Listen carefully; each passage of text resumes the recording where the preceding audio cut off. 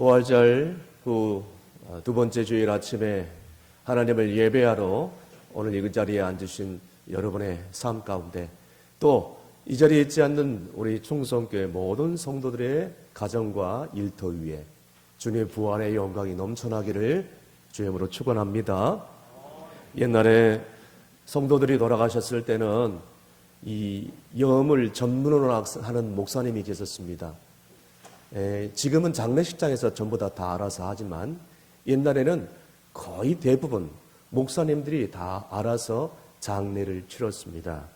저희 아버지님께서도 돌아가셨을 때 이제 교회 장례부 주관으로 염을 담당하시는 장로님이 계셨는데 그분이 다 이제 알아서 잘 주관해가지고 장례를 잘 치렀습니다.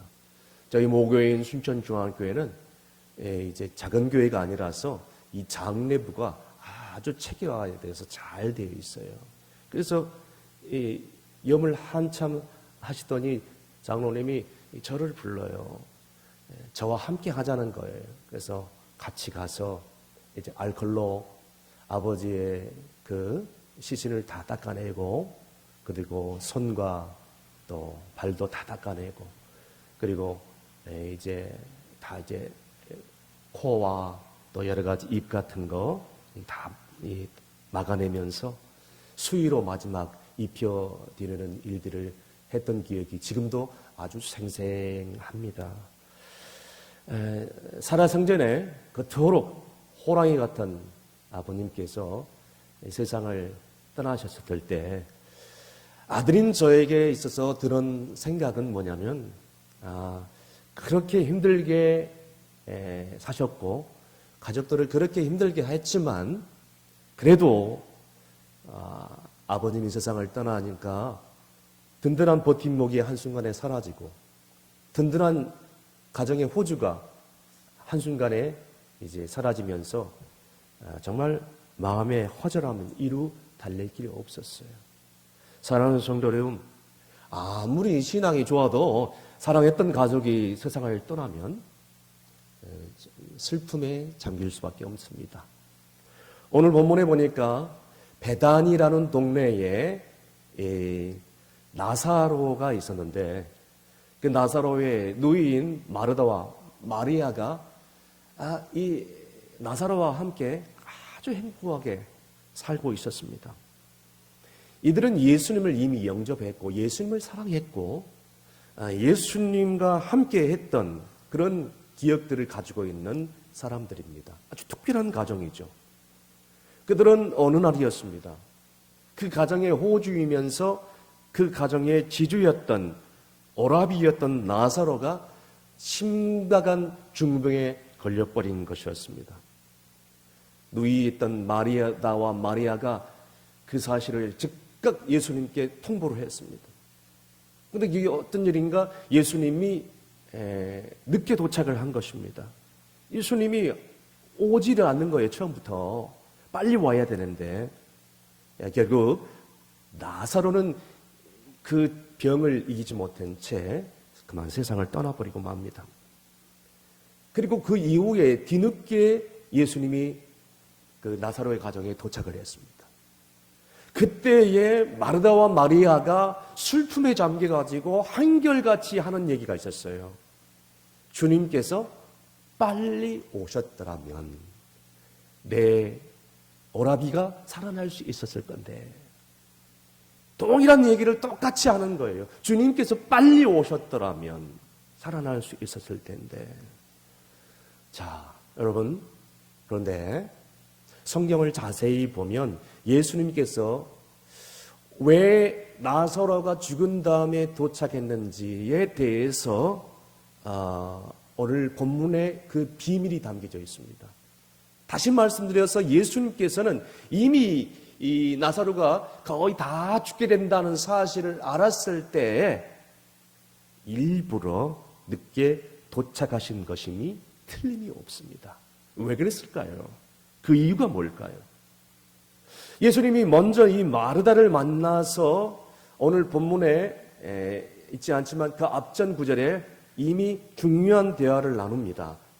그 대화 가운데서 예수님께서 슬픔에 잠겨있는 마르다와 마리아에게 3번씩이나 강조하고 있는 것이 뭔지 아십니까?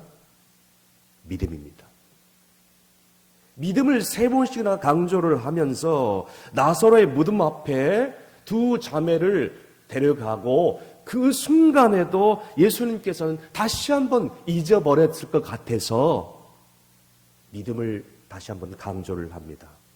요한복음 11장 40절 말씀에 뭐라고 얘기하냐면 내 말이 내가 믿었으면 하나님의 영광을 보리라고 내가 얘기했잖냐. 내가 이미 너희들 가운데 내 말을 믿으면 너희가 하나님의 영광을 보리라고 얘기를 했잖냐. 너희들 그거 기억하냐. 그 얘기를 해주고 있는 것입니다. 자, 이렇게 볼 때에 나사로의 이 고통스러운 죽음과 이 절망 가운데 있는 이 가정을 향한 이 일들을 통해서 이 주님께서 믿음에 대해서 강조를 하고 싶은 이 내용이 오늘 담겨져 있습니다. 이 믿음을 가르쳐 주고 싶었던 것이죠.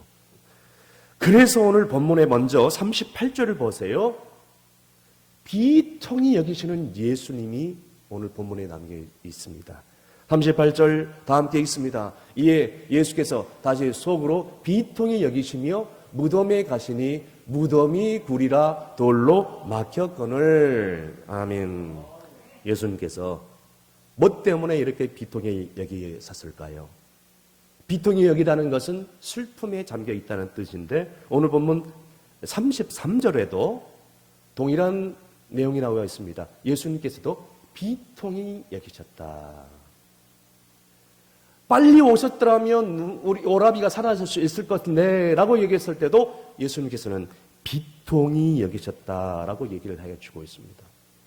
나사로가 죽자 마르다와 마리아 그리고 온 가족 친척들이 모여 있는데 그 모여서 한결같이 우시는 것을 보시고 예수님께서 속이 상합니다. 비통히 여기다는 것은 바로 이런 뜻이죠. 여러분, 눈앞에 보이는 죽음보다도 더 비통한 것은 뭔지 아십니까? 보이지 않는 죽음 앞에 연약한 인간들이 무릎을 탁 꿇는 거예요. 이게 더 비통한 거예요. 그래서 예수님이 이 모습을 보시며 비통히 여기신 거예요. 다시 말씀드려서 만왕의 왕 되시며 또 모든 병자를 살리시고 하나님의 아들 예수 그리스도 메시아로 오신 예수 그리스도를 눈앞에 세워놓고도 지금 서럽게 우는 모습을 보고 예수님께서 어떤 마음을 가져요? 자존심이 상한 거예요. 불쌍히 여기는 마음을 갖는 거예요. 답답해서 미치겠다는 거예요. 너무 불쌍한 나머지, 너무 안타까운 나머지 세상에 내가 누구인지를 너희들이 알았더라면 너희들이 그렇게 서럽게 울 수가 있느냐 이거예요. 주님께서 이 땅에 지금 이곳에 계시는데도 불구하고 왜 이곳에 왔는지도 지금 모르는 겁니다. 기대하지도 못하고 그저 나사렛 무덤 앞에서 울고 있는 이 사람들을 보면서 속이 너무 상한 거예요. 그런데 더 나가서 주변의 마을 사람들이 예수님을 눈앞에 놔두고도 비웃는 조롱하는 비난의 얘기를 합니다. 무슨 얘기를 하냐면 오늘 성경에 나와 있죠. 37절에 나와 있는 것처럼 눈을 뜨게 했던 그 사람 아니냐 저 사람이. 그런데 보니까 죽은 사람을 살리는 일은 할 수 없는가 보지? 야, 너무 안타깝다. 너무 안타깝다. 그러니까 나사로가 죽었지. 그러니까 저렇게 서럽게 마르다와 마리아가 울고 있지. 여기서 수군거리고 저기서 수군거립니다. 이 말을 듣고 예수님이 또다시 마음이 찢어지는 거예요. 지금 내가 누구인지를 너희가 모르고 하는 소리니. 상한 심령 위에 또다시 상처를 내고 마는 주변 사람들을 보면서 너무너무 또 가슴이 아픈 겁니다. 사랑하는 성도 여러분, 지금 우리가 사는 세상은 모두 다 이구동성으로 얘기하기를 다 힘들다고 얘기합니다. 살기 좋다고 얘기하는 사람은 제가 지금까지 몇 명 만나보지를 못했어요. 모두 다 만나면 힘들다고 그래요. 모두 다 만나면.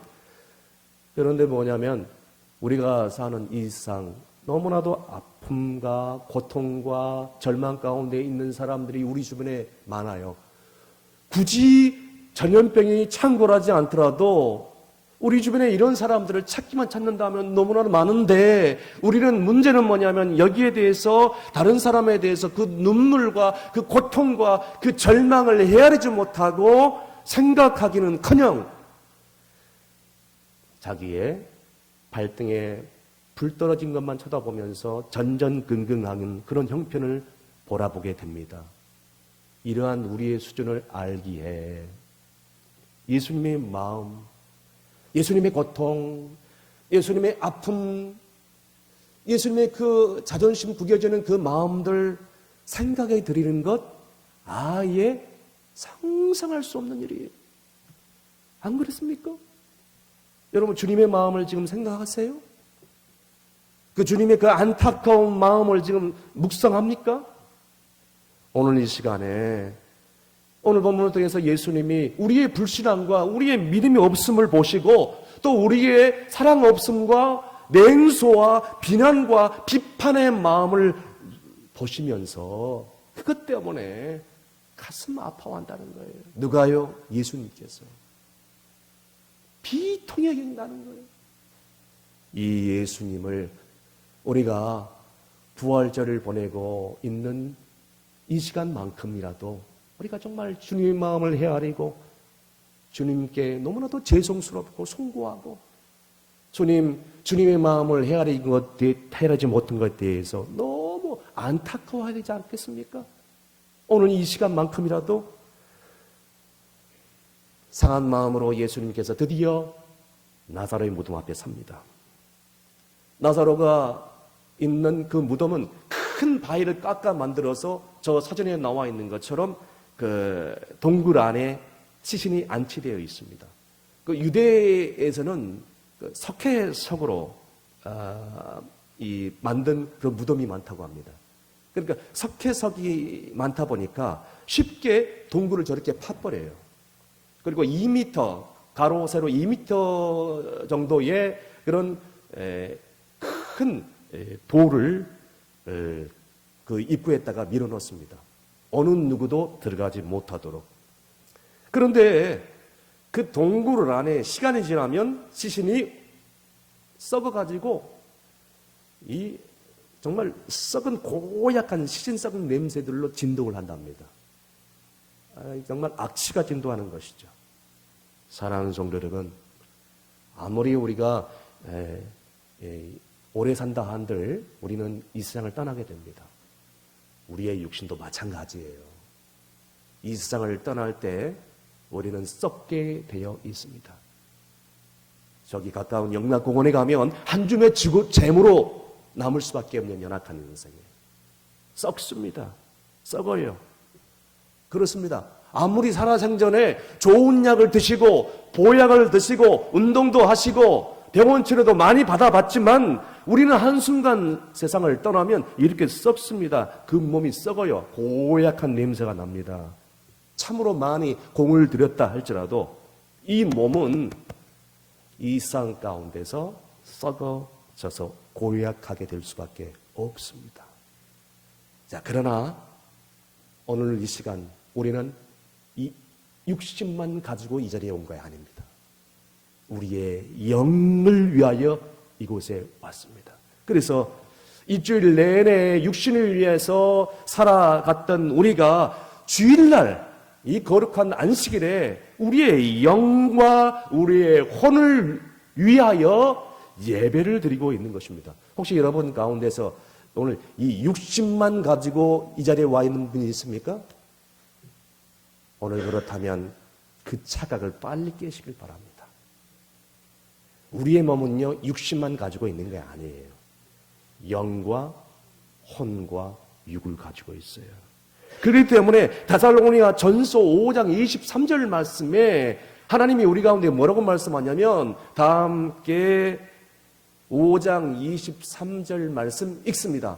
평강의 하나님이 친히 너희를 온전히 거룩하게 하시고 또 너희의 온 영과 혼과 몸이 우리 주 예수 그리스도께서 강림하실 때에 흠없게 보존되기를 원하노라. 아멘. 육신을 위하여 사는 사람들은 육신의 열매를 거두게 될 것이고 영을 위하여 사는 사람들은 영의 거룩한 열매를 거두게 된다는 뜻이죠. 육신만을 위해서 살아가는 사람, 육신만 존재한다고 생각하는 사람은 고약한 냄새만 남기고 썩은 육신만 남을 거예요. 그러나 오늘 본문에 나와 있는 것처럼 영적인 삶의 우선순위를 두고 그렇다.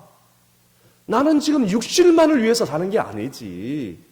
영과 혼적인 삶, 영적인 삶을 위해서 주의 나라와 의를 위하여 살아간다면, 주님의 영광을 위하여 살아간다면 마침내 내 후손들이 내가 떠난 흔적을 기억하지 않을까.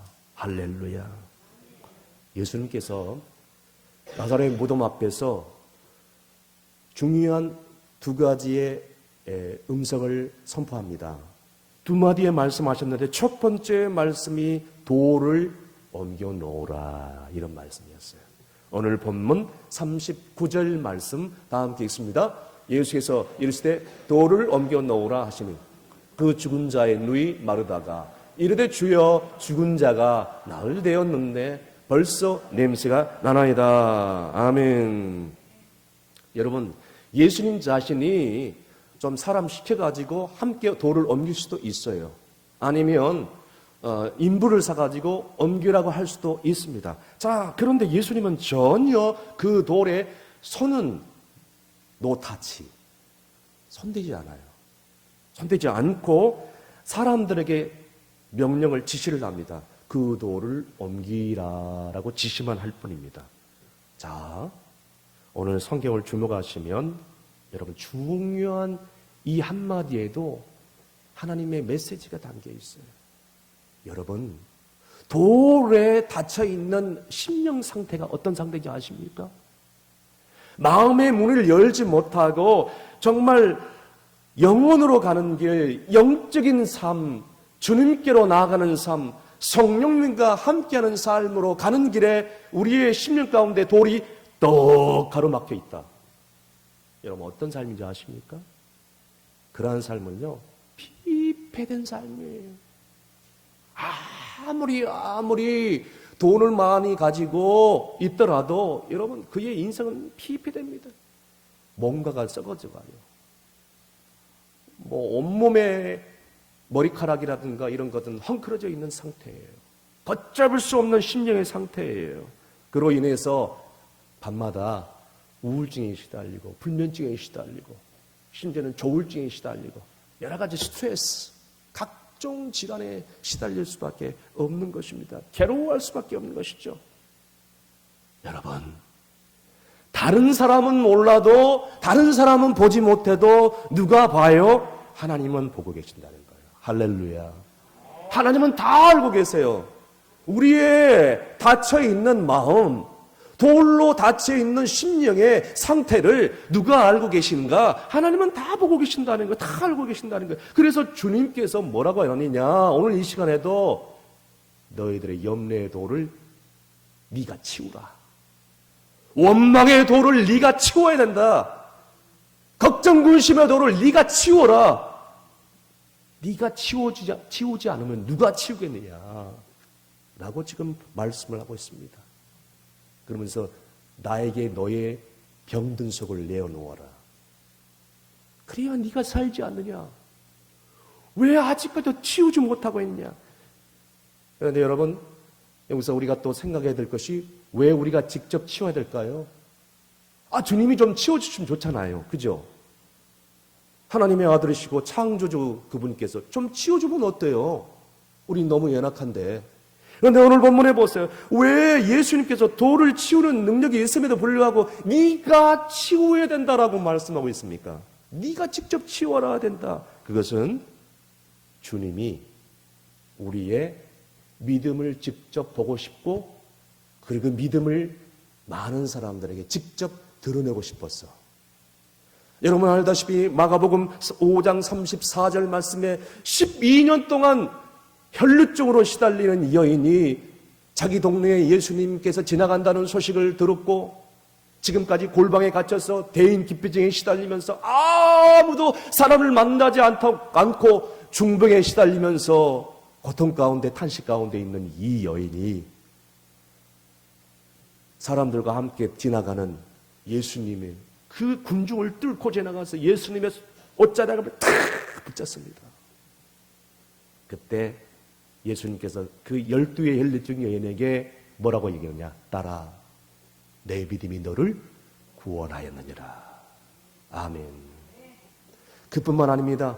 맹인 바디메오가 예수님이 지나가는 그 행렬을 바라보면서 주여 주여 나를 풀사해 주옵소서. 그때 예수님께서 맹인 바디메오에게 얘기합니다. 내가 너에게 뭘 하기를 원하느냐. 그때 맹인이 얘기합니다. 주여 내가 보기를 원하나이다. 그때 예수님께서 뭐라고 얘기하냐. 보라 내 믿음이 너를 구원하였도다. 할렐루야. 예수님께서 이렇게 병자들을 치료하실 때 이런 방법을 사용했다는 거예요. 그러면서 예수님께서 병자들을 치유하실 때 마지막에 꼭 이런 동일한 말씀을 하셨어요. 내 믿음이 너를 구원하였다.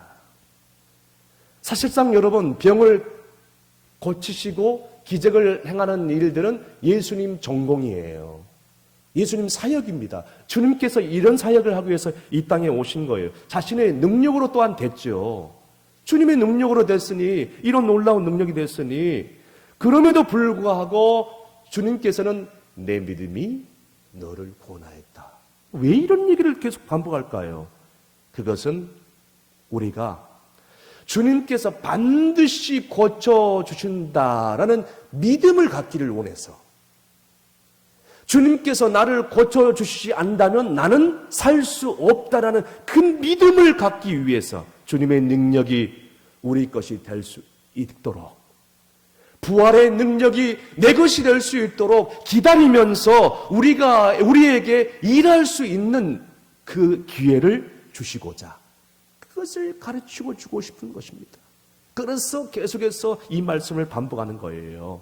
사랑하는 충성교회 성도 여러분, 확실히 우리가 믿어야 될 것은 주님께서는 우리를 위해서 무언가를 하실 수 있는 분이라는 것을 믿으시길 바랍니다.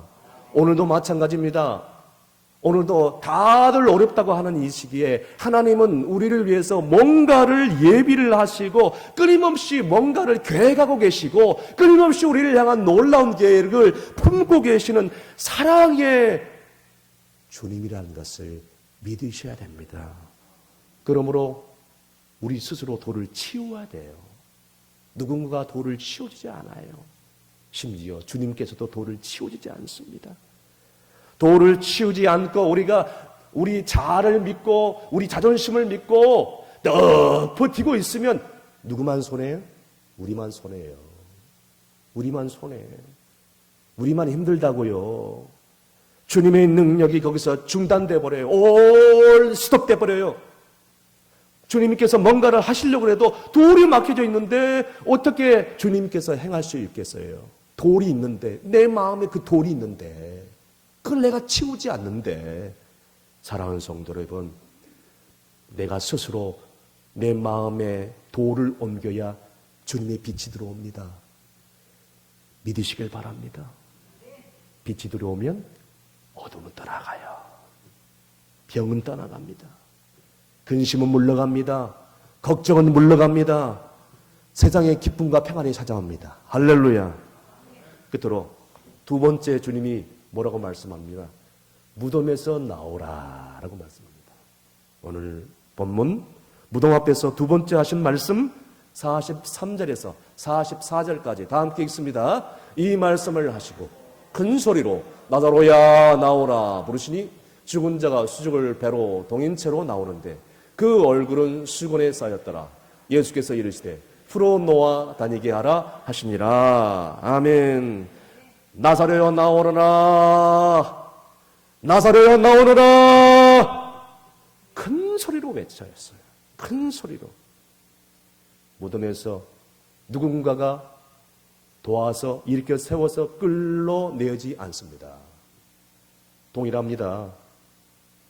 정말 우리가 생각하기를 좀 사람들 보내가지고 부축해서 좀 이렇게 나오게 하면 좀 어떠나? 그러나 주님은 그렇게 하지 않았어요. 나사렛아 나오너라 선포하는 것입니다. 우리를 덮고 있는, 나사로를 덮고 있는 어둠의 권세, 죽음의 권세, 흑암의 권세, 악한 권세, 그 권세를 몰아내시는 일은 주님의 일이에요. 그러나 우리가 해야 될 일은 뭐냐면 죽음의 장소에서 투벅 걸어 나온 일은 인간이 해야 될 일이라는 거예요. 이해되시면 아멘 하시길 바랍니다. 다시 말씀드려서 우리를 살리시는 일은 주님이 하시는 일이고, 우리가 걸어 나와서 우리가 스스로 뭔가를 할 수 있는 일은 누가 할 수 있는 일이다? 우리가 해야 돼요. 주님이 다 해주지 않아요. 오늘 본문에 보세요. 전 세계 사망자가 5만 명 이상으로 치닫는 이 코로나19 전염병으로 인해서 수많은 사람들이 고통 가운데 죽어갔고, 오늘도 확진자들이 오늘도 탄식 가운데 치료를 받고 있습니다. 오늘 우리가 사는 세상은 무덤이라는 세상과 별 다를 게 없다는 생각이 듭니다. 거리거리마다 이 죽음의 공포가 너무나도 두려워 큰 마스크 하나 사려고 줄을 지어서, 심지어는 마스크가 동이 나면 여기저기서 막 분노를 터뜨리고 화를 참지 못하고, 오늘 이러한 현실을 바라보면서 죽음의 사망 권세가 득세하는 이 세상이 오늘 본문에 나와 있는 나사로의 무덤과 같은 그런 세상과 비슷하다는 생각이 듭니다. 여러분, 사진에 나와 있는 것처럼 저 마스크 하나 사려고 저렇게 마스크를 쓰고 줄을 저렇게 쭉 짓고 있습니다. 전염병 때문에 두려움에 쌓인 수많은 사람들이 이제는 만남을 꺼려하고, 그리고 접촉도 어렵게 만들고, 두려움과 공포의 상황 가운데서 이제는 좌절과 절망 가운데 괴로워하고 있어. 앞으로 미래를 생각하면 눈앞이 깜깜해지니까 이제는 건강했던 사람들마저도 심리적으로 육체적으로 병들어가고 있습니다. 어떤 사람들이 그러더라고요. 코로나19 때문에 가정의 평화가 찾아올 줄 알았더니 오히려 불화가 더 늘어나는 가정도 있었더라고요. 가족들과 함께 하다 보니 이런 것들을, 스트레스를 가족들한테 다 쏟아붓는 거예요. 왜 이렇게 돼버렸습니까? 그 공포와 두려움이 우리의 신앙의 위기마저도, 한국교회의 위기마저도, 다음 세대의 위기마저 처리할 수 있는 고통이 지금 우리 코앞에 와 있다는 거예요. 다들 코로나19 이후에 한국교회를 염려합니다. 우리에게도 마찬가지입니다. 그런데 보세요. 19세기 말 개신교 선교사들이 조선 땅에 처음 와가지고 복음을 전했을 때에 여러분 어떤지 아십니까? 그때 이 땅에 전염병이 창궐했어요. 여러분 알다시피 천연두, 전염병, 장티푸스 이런 병이 창궐했을 때에 여러분 교회 공동체가 치유의 공동체의 역할을 감당했어요. 무조건 병들면 교회에 오는 거예요. 치료해달라고, 약 달라고. 그런데 여러분 오늘 보십시오. 오늘 어떻습니까? 그때는 선교사님들께서 있을 때는 정부도 나라도 손을 못 쓰고 있는 상태였고, 그래서 할 수 없이 의료 선교사님들에게 와가지고 전염병 고쳐달라고 그랬을 때에 많은 선교사님들과 주의 종들이 앞장서가지고 환자를 돌보고 치료해주며 그들을 살려주는 그 역할을 감당했다는 겁니다. 그런데 오늘날 보세요. 이 세상에 소금과 빛의 사명을 감당할 교회마저도 이제 감염의 공포의 대상이 돼가지고 정부의 감시를 받고 체크를 받고 있는 이런 세상이 되어버렸어요. 힘을 잃어버렸어요. 정부가 교회를 감시하고 있어요. 교회가 정부를 이끌어가고 리드를 해가고 백성들을 이끌어가야 될 세상인데, 전염병이 와도 은혜를 받으면 어떤 성도들은 눈물 콧물을 흘리면서 찬송 부르며 감동을 받고 새로운 삶으로 걸어가는 성도들이 있는가 하면 전염병을 핑계대고 이제는 고통과 절망과 한숨 가운데 탄식 가운데 있어서 다시 옛날 옛사람의 삶으로 돌아가는 사람들이 지금도 무지개하게 많이 등장한다는 거예요. 가난한 성도들이 대표적입니다. 절망과 한숨만 있는 곳, 무덤. 아무런 비전도 꿈도 갖지 못한 곳, 무덤. 근심과 걱정만 있는 곳, 이 무덤. 여러분, 이러한 삶 가운데서 이제는 깨어 기도하고 말씀을 묵상하고 이제는 주님을 향하여 몸부림치면서 약자를 돌보는 그런 삶으로 나아가는 것이 아니라 육적인 삶에 몰두하다 보니 주변에 가난한 사람들과 병든 사람들을 돌아볼 여유도 없고 내 삶의 영적인 개혁과 변화의 삶을 시도할 여유도 없는 수많은 사람들을 오늘 목도하게 되는 것입니다. 사랑하는 성도 여러분, 이 무덤 같은 곳에서 걸어 나와야 돼요. 우리가 걸어 나와야지 살 수 있습니다. 부디 그곳에서 다시 두 번 다시 들어가지 마시고 걸어 나오십시오. 할렐루야. 걸어 나와야 삽니다. 예수님께서 나사로의 무덤 앞에 선 것은 오늘 말씀해 보니까 사흘째 날이었습니다. 보통 유대인들에게 있어서 보편적인 사상은 3일 동안은 시신을 두는데 혹시 죽은 사람이 깨어날 수 있다는 그런 생각 때문에 3일 동안은 그런 두는 관습이 있었습니다. 그런데 사흘이 됐다? 그건 뭘 의미합니까? 이미 절망됐다, 끝났다, 이제는 희망이 없다라는 것을 의미를 합니다. 그런데 예수님께서 이런 무덤 앞에 사흘째 되는 섰다는 것은 뭘 의미하냐? 그래, 너희들이 끝났다고 생각하지. 너희들이 불가능하다고 생각하는 그 시간대에 나는 섰고 절망과 죽음의 장벽 앞에 내가 섰고 거기에 모였던 모든 사람들이 사흘이라는 그런 단어 앞에서 모든 것을 절망하였고 이미 늦었다고 생각했고 포기했고 희망도 없다고 생각하면서 울고 있는 그런 상태에 심지어는 주님을 알아보지도 못하고 조롱하고 비난했지만 주님께서는 이 사흘째 되는 장벽 앞에 똑하게 담대하게 서는 것입니다. 어느 것 하나도 모자랄 것 없는 이 예수님. 오늘 이 시간에도 여러분의 삶 가운데 주님이 서 계십니다. 이미 늦었다고 생각하십니까? 여러분 늦지 않았어요. 그것은 내 생각이고 주님은 이미 우리가 늦었다고 생각하는 그 타이밍에 지금 서 있는 것입니다. 아무런 희망이 없다고 포기할 일이 없음을 오늘 우리 가운데 가르쳐주기 위해서 주님은 우리 앞에 서 있습니다. 말씀의 결론을 내립니다. 절망과 근심과 불안과 고통 가운데 있는 우리에게 주님 오늘 오셔서 우리를 보시고 주님은 오늘 나사로의 가족들을 보시면서 비통히 여기시는 것처럼 우리를 보시고 비통히 여기시고 주님께서 말씀합니다. 돌을 옮겨 놓으라. 그리고 그 무덤에서 걸어 나오라. 돌을 치우라고 하면 돌을 치우세요. 걸어 나오라 하면 걸어 나오세요. 그래야 우리가 삽니다. 왜 거기서 주저앉아 있어요?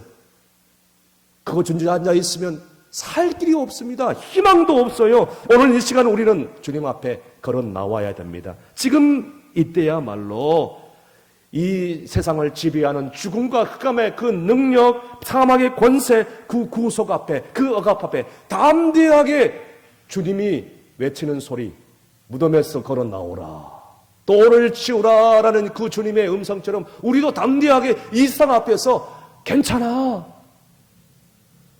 우리가 할 수 있어, 주님이 걸어 나와라고 말씀하시잖아, 담대히 선포해야 된다는 것입니다. 지금 이 시간 말로 거룩한 이 교회가 전염병으로 말미암아 감시 대상에 있던 교회가 아니라 이제는 담대히 나가서 이제는 가난한 자 그리고 오늘 고통 당하는 자에게 나가서 그리스도의 사랑을 담대히 전하고 하나님 나라를 확장할 때인 줄로 믿으시길 바랍니다.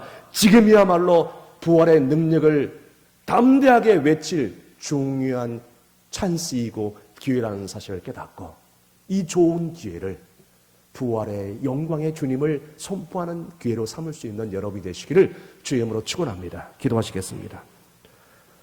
우리의 부활 되신 하나님 아버지 감사합니다.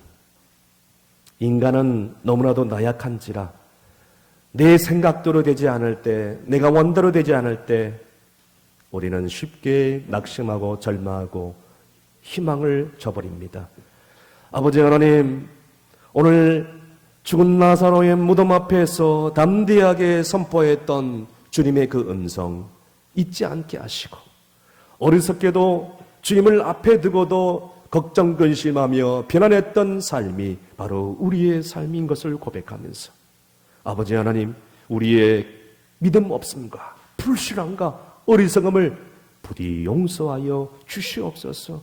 부활이요 생명이시며 죽어도 살아나고 살아서 믿는 자는 영원히 죽지 아니라는 주님의 그 음성을 듣게 하시고 아버지 하나님, 오늘도 전염병으로 고통받는 수많은 사람들에게 희망의 메시지를 주는 성도들 될 수 있도록 은혜를 더해 주시고 한국교회와 충성교회가 이 일들로 인하여 다시 한번 일어나 빛을 발하는 교회의 공동체, 세상 사람들에게 희망을 주는 공동체, 치유의 공동체, 은혜의 공동체가 되게 하여 주옵소서. 예수님의 이름으로 기도합나이다. 아멘.